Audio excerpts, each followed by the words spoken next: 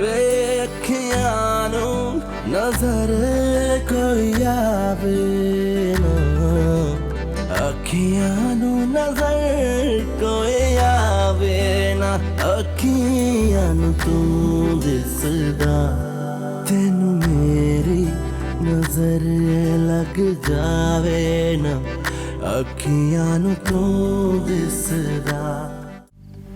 چه فایده؟ هر چی میخواست بشه شد دیگه.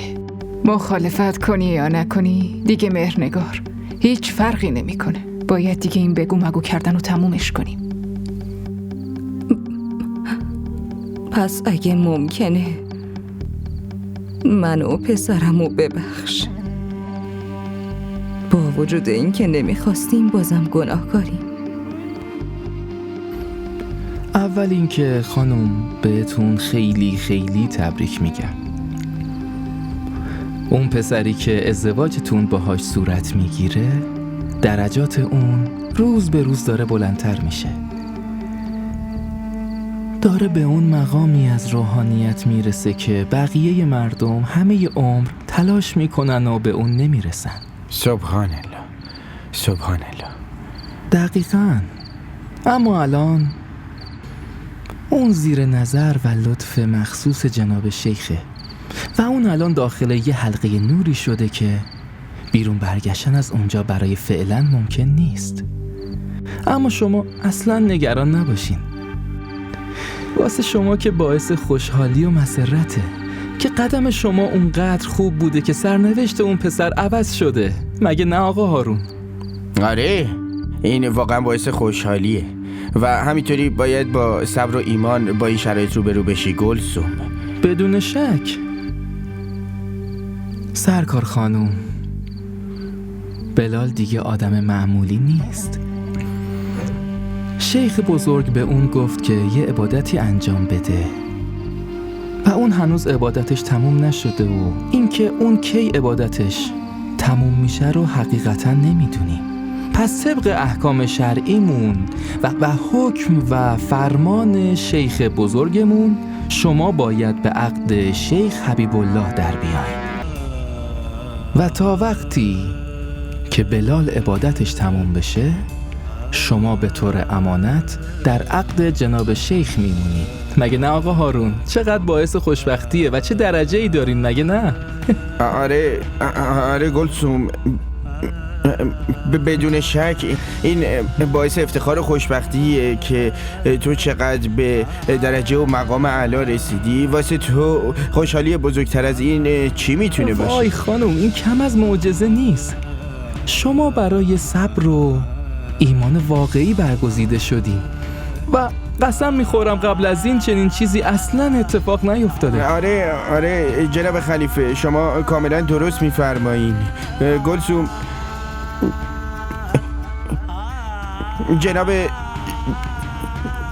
جناب شیخ الان قراره برسن. ایمان و اعتقادت به هیچ عنوان سوس نشه ها. باشه گلسوم؟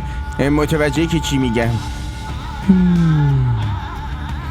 خداوند مبارک کنه، خداوند قبول کنه.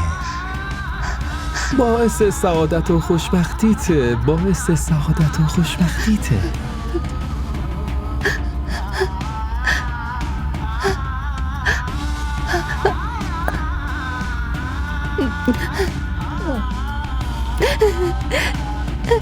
مشترک مورد نظر در دسترس نمی باشد. لطفاً بعداً تماس بگیرید.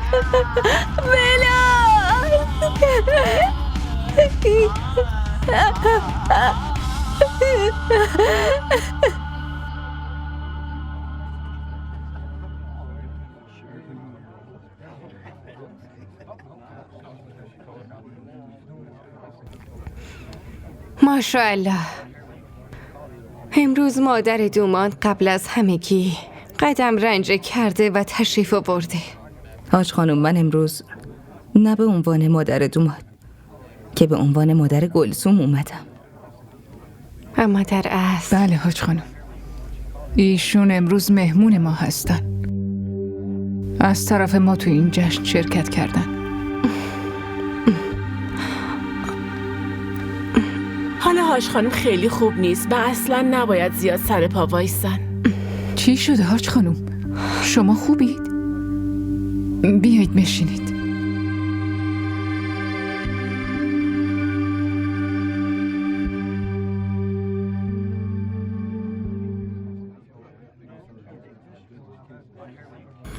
بیرون صدات میزنن پسر.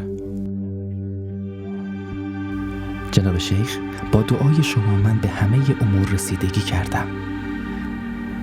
اونجا همه چی خیلی خوب پیش رفت. الان فقط مونده خطبه رو بخونیم. هیچ مانعی وجود نداره شیخ، فقط بسم الله بگیم. بله شیخ.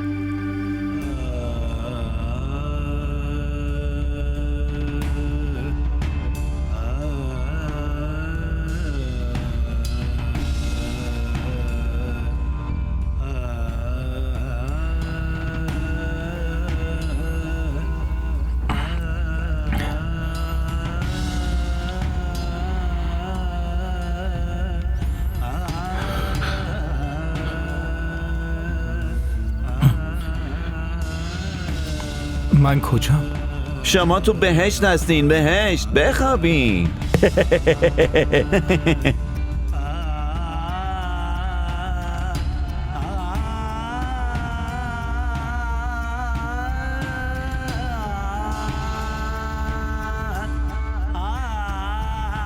بفرمایید آقا، بفرمایید.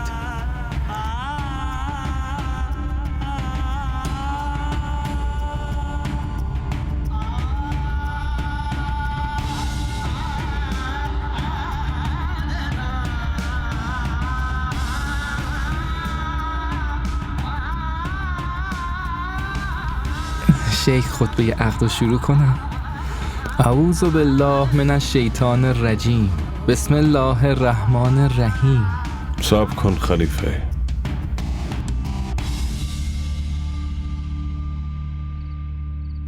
من خطبه رو میخونم.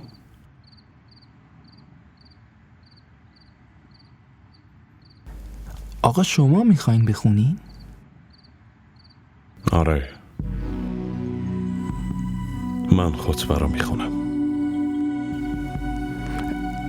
این غلامتون هست آقا. آخه شما خطبه خودتونو چطور؟ بعضی حرفا پنهون هستن. یه سری اسرار درونی هست که شما نمیتونین ببینین، ولی من میتونم ببینم. تصمیمی که در مورد این عقد گرفته شد و امیدی که تو از زیارتگاه داشتی، نتیجهش از همونجا به صورت الهام برای من اومد. میخوای بدونی چه الهامی شد؟ شما همتون تصمیمه شیخ بزرگ رو قبول میکنی؟ بله شیخ، شما فرمان بدین. جناب شیخ، ما که بدون شک هر تصمیمتون رو با جون و دل قبول میکنیم.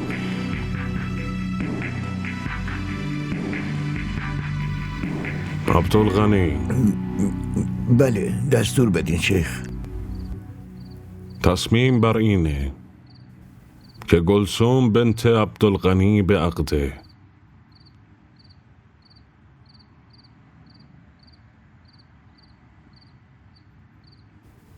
هارون ولد عبدالله در آورده بشه.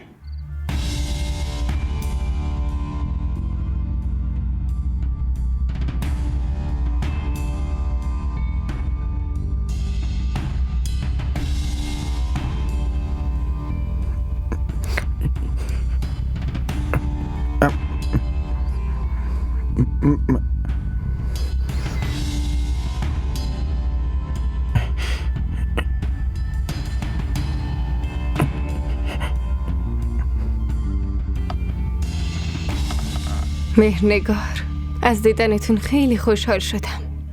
هر عصبانیتی که از خلیفه داشتم همش تموم شد. مهرنگار، اینو بگین که این نقشه یکی بوده، خلیفه یا شما؟ یعنی چی؟ چه نقشه ای حاج خانم؟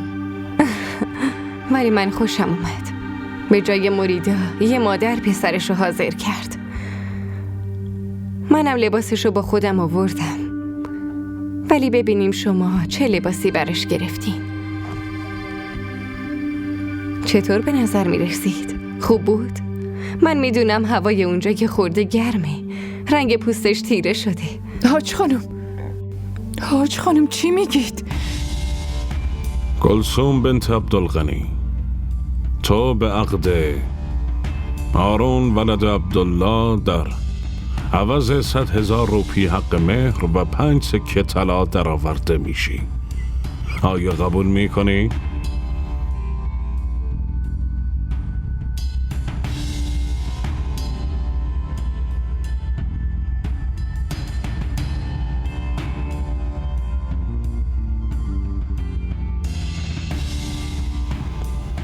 گلسوم بنت عبدالغنی، تو به عقد هارون ولد عبدالله در عوض 100,000 روپی حق مهر و 5 سکه طلا در آورده میشی. آیا قبول میکنی؟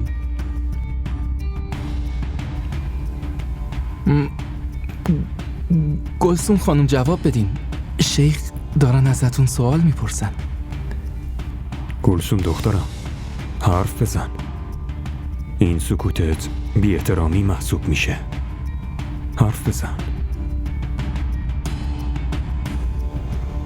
عبدالغنی، حرف بزن دخترم، حرف بزن. تو بعضی مسائل سکوت دخترها علامت رضایت اوناست. هارون ولد عبدالله، عقد تو با گلسوم بنت عبدالغنی در عوض 100,000 روپی حق مهر خوانده میشه. آیا قبول میکنی؟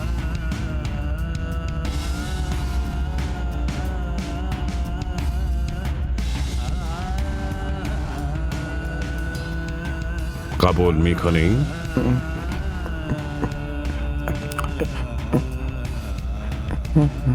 هر چی شما بگین جناب شیخ. پسرت که نیومده بود، تو چرا اومدی نمایش رو ببینی؟ شما صبر داشته باشید طاهره. جناب شیخ اونجاست. مطمئناً اون بهتر از ما یه راه حل خوب پیدا میکنه. چه راه حلی پیدا میکنه؟ در غیابش میخواد عقد کیو بخونه؟ دارم بهتون میگم که اطمینان داشته باشین. بالاخره میفهمیم چه خبره. من از همین میترسیدم. من میترسیدم که اون پسر از این ازدواج فرار کنه. مهرنگار هرچی میگه حتما همونه. مطمئنم برای یه کاری اونجا مونده و برنگشته. نه خیر حاج خانم، شما نمیدونی. من میدونم. باباشم هم این کارو کرده بود و پسرشم هم این کارو. بحث رضای خدا من بیشتون التماس میکنم، خواهش میکنم به دخترم کمک کنین، مانع این عقد بشین. گفتم لطفاً صبور باش. من پیش پاتون میافتم، خواهش میکنم دخترم رو نجات بده. لطفاً آروم باش. باشه من میرم با جناب شیخ حرف میزنم. باشه خبر بده. اونجا دارن دعای عقد رو میخونن.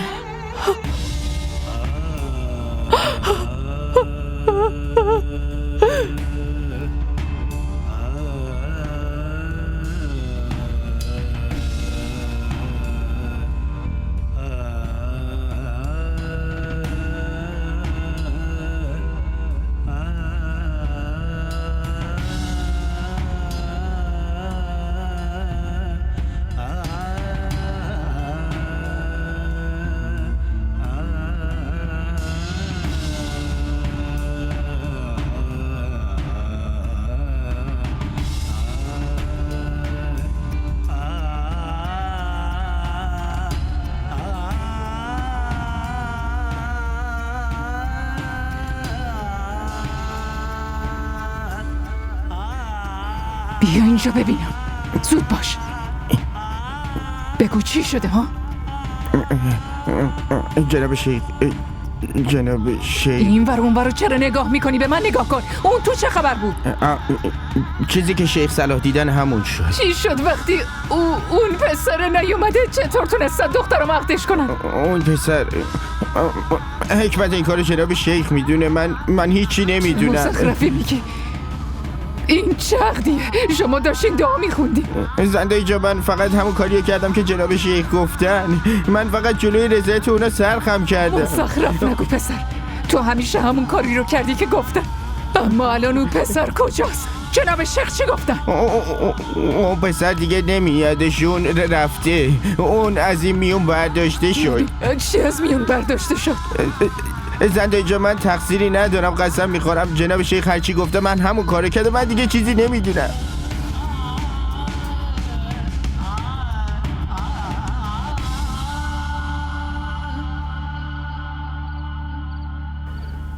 بسم الله الرحمن الرحیم. السلام علیکم و رحمت الله و برکاته.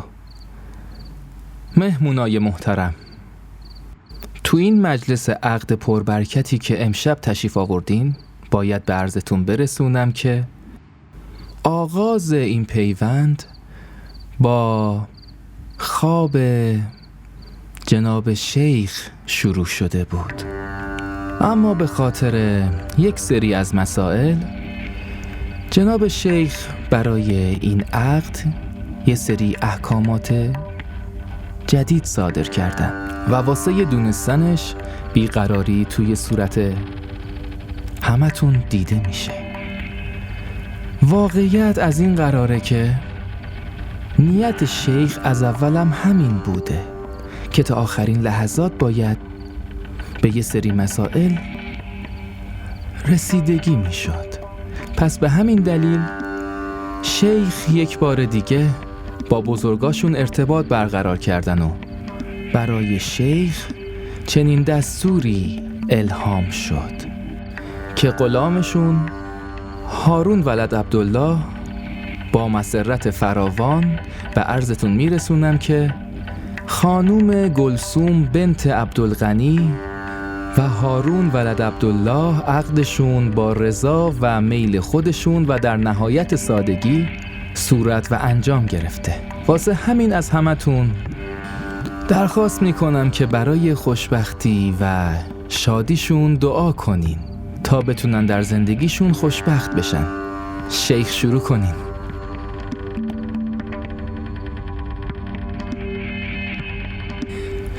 آمین. گلی، اون بیرون دارن چی میگن؟ بگو دیگه، اینجا چه خبره؟ حرف بزن، یه چیزی بگو. دختر تو با داداش هارون عقد کردی؟ حرف بزن عزیزم. گلسوم بهم بگو، ساکت نباش. یالا گم شو تو. این چی میگه؟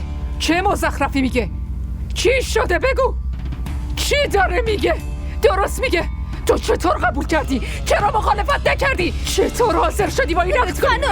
زنده اینجا اینو نزنیدش. این بیچاره هیچ تقصیری نداره. فشو عباسی، تو کی هستی که مانعم بشی؟ این دخترمه.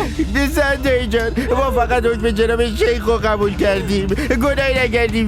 من بلش نمی کنم، اینو میکشم. داری چی کار میکنی؟ تقصیر این چیه؟ حال روزشو نگاه کنید. گلی یه چیزی بگو. خدا کنه بمیره الان بمیره. گلی حرف بزن. چرا ساکتی؟ یه چیزی بگو. چرا ساکتی دختر؟ گلی یه چیزی بگو. حرف بزن گلی، حرف بزن. زود باش، یه چیزی بگو. مامان چی شده؟ چی شده مامان؟ آسمون به زمین اومده، قیامت به پا شده. بعد تو میپرسی چی شده؟ آفاسی احمق، دخترمو چی کار کردی که اصلا هیچی نمیدونه؟ زنده اینجا قسم میخورم من هیچ تقصیری ندارم. جناب شیخ دستور دادم مجبور شدم. تو میمردی، جونتو میدادی، اما بله نمیگفتی. چرا این کارو کردی؟ الان طلاقش بده. من اینو بیوه میکنم. بکش زنده اینجا. ولی من دارم بهتون میگم من تقصیری ندارم. چرا اونو میزنی؟ مینو چی شده؟ تو نمیدونی باها چی کار کردن؟ تو اصلا هیچی نمیدونی؟ تو با داداش هارون عقد کردی گلی. تو اینو نمیدونی؟ ببین عبدالغنی، هر اتفاقی که افتاد اون به صلاحتونه. این پیوند رو از صمیم قلبت قبول کن و خیلی با وقار جلو برو. چشم جناب شیخ. حال دل منو خدای من خوب میدونه. این پیوند برای خانواده تو مبارکه. واسه همین تو رزق و روزیت برکت میاد عبدالغنی. به خداوند توکل کن و پس. بله شیخ. برو به مهمونا غذا بده. به جای ناراحت بودن به مسائل خانوادگیت رسیدگی کن. بله جناب شیخ. برو آفرین.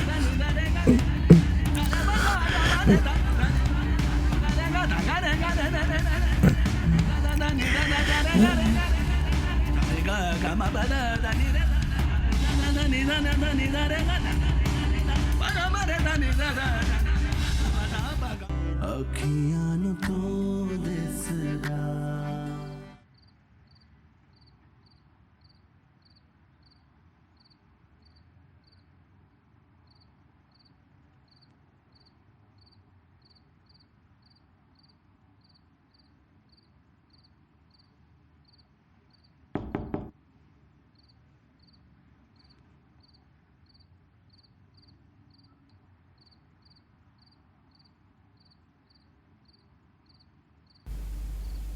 حاج خانم، با گلی من چی کار کردید؟ حاج خانم، این ظلم خیلی بزرگیه. زندگی دختر من نابود میشه، از بین میره. بسه، گریه نکن. حاج خانم، دیگه زندگیش نابود شد. گلی من تباه شد، دیگه هیچی نموند. بهتر این بود که جناب شیخ میگفت که دخترتون رو دار بزنین. من با دستای خودمونو میکشتم. صبر کن طاهره، این اتفاق نمیفته. دارم میگم که من هستم، نمیذارم این اتفاق بیفته. من با جناب شیخ حرف میزنم.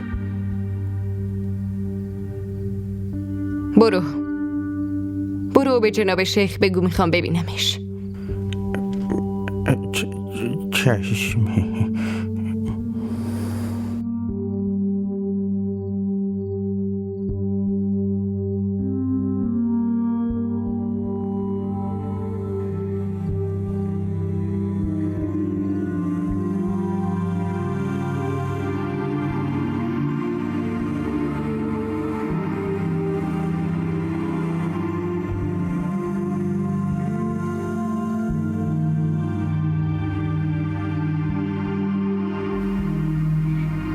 بیادبی منو ببخشین شیخ شما آقایین و منم غلامتون.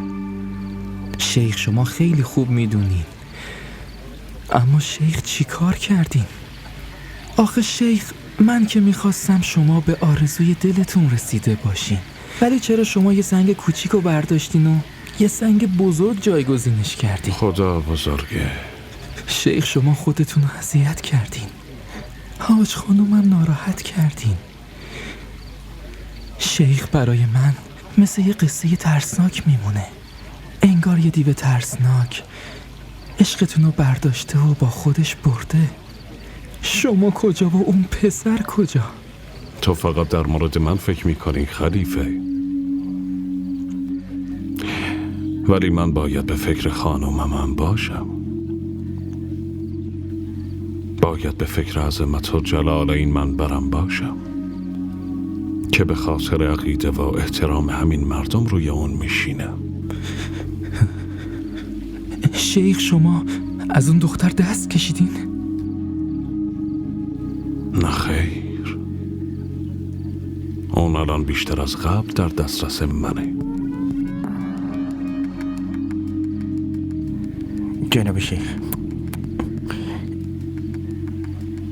جناب شیخ، حاج خانم گفتن که میخوان شما رو ببینن. به خانم بگو نگران نباشه، وقتی رفتیم خونه حرف میزنیم. چشم. هارون.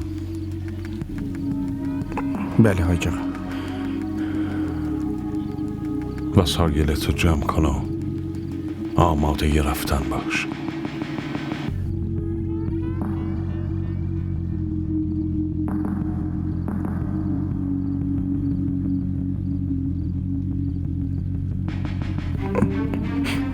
هرچی دستور بدین شیخ.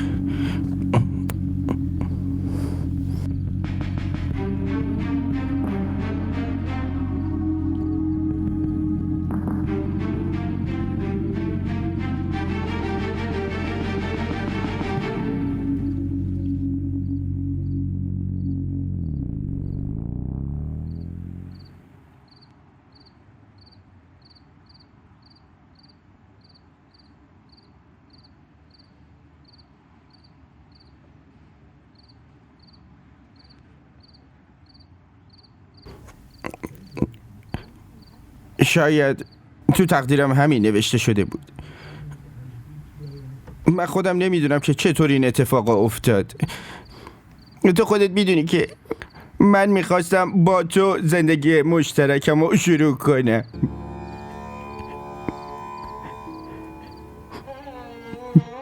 اینم میدونم تو هم مثل بقیه منو مقصر میدونی که اینا رو همش من برنامه ریزی کردم، ولی باور کن من اینو نمیخواستم. خواستن که به کنار، من حتی در موردش فکرم نمیکرد. با فکر کردن من چی میشه؟ اگه دستور جناب شیخ نبود هیچ نیرویی توی دنیا نمیتونست منو به این وصلت راضی کنه.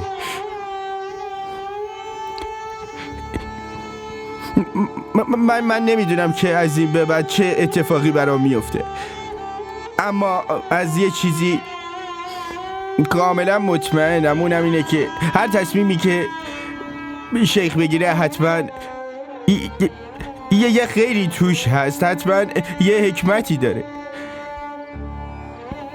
ببین لطفاً گریه نکن. من از جناب شیخ خواهش میکنم که برای تو دعا کنه که تو یکی خیلی بهتر از منو پیدا کنی.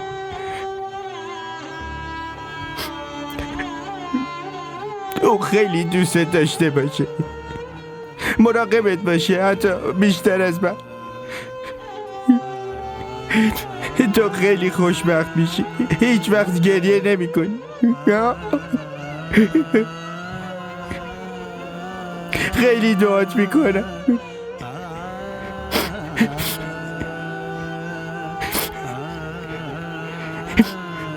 مراقب خودت باش،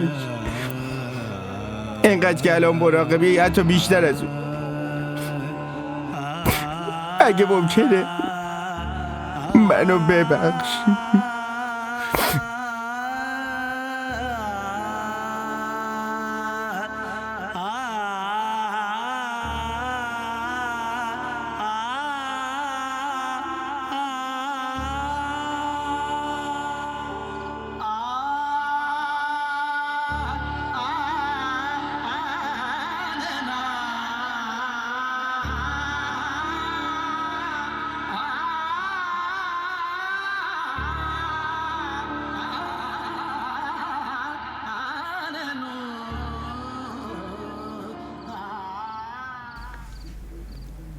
بریم زنده‌داش، زود باشین بریم. همگی منتظرن عروس راهی کنیم. یالا بیاین بریم راهیش کنیم. جنازه رو که بقیه بلند میکنن رابه، خونواده بلند نمیکنه. برای جنازه یه فرزند مادر فقط بی صبرانه گریه میکنه. بقیه مردمن که میرن دفنش کنن. من نمیتونم. تو اینو درک نمی کنی. اینجوری نگین زنده‌داش. گلسوم دختر منم هست، جیگر منم آتیش گرفته. اصلا این پیوند زنمو بودن رو بذاریم کنار. من یه پیوند خیلی قشنگ دیگه هم باهاش دارم. اون دوست مینوی منه. چون از این به بعد مینو هم دیگه تنها میشه. آره اون دوست مینوه، اما دوست داشتن مینو، دوست داشتن تو، دوست داشتن من نتونست اونو نجات بده. امروز اونو از این خونه مثل یه جنازه دارن میبرنش.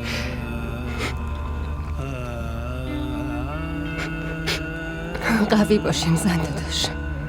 حالا که مجبوریم اونو راهی کنیم. نه من اون جنازه رو نمیتونم ببینم. تو برو، تو برو.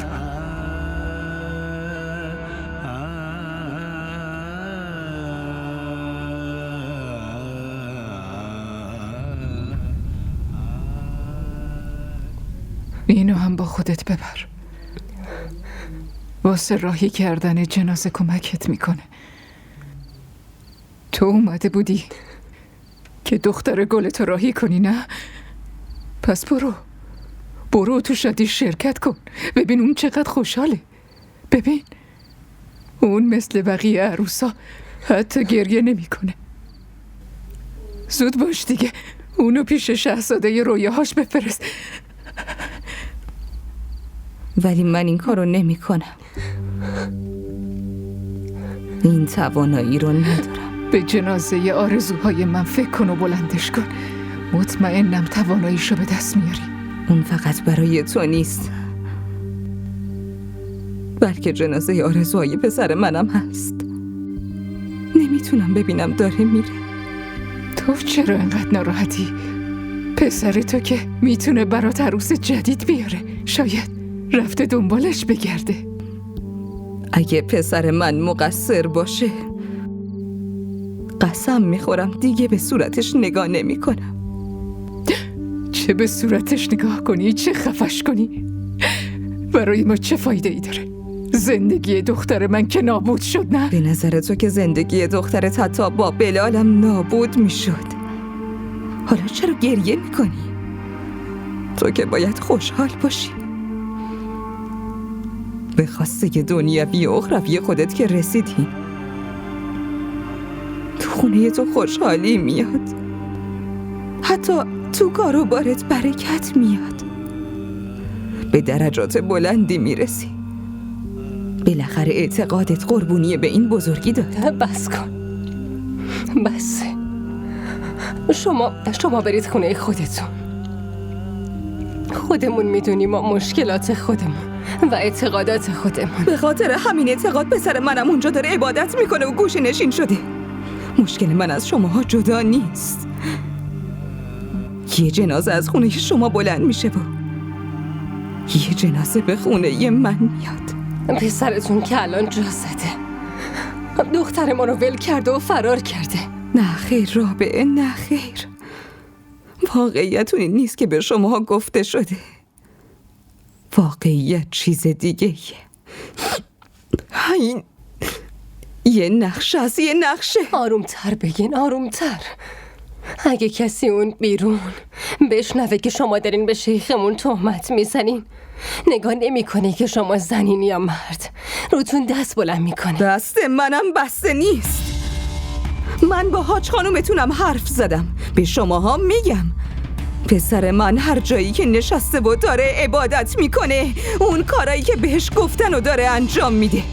فوراً پسر منو پیش من بیارین، وگرنه من که تا الان به خاطر غم گلسوم ساکت بودم، اینقدر با صدای بلند حرف میزنم که هر کسی دور و نزدیک بشنوه.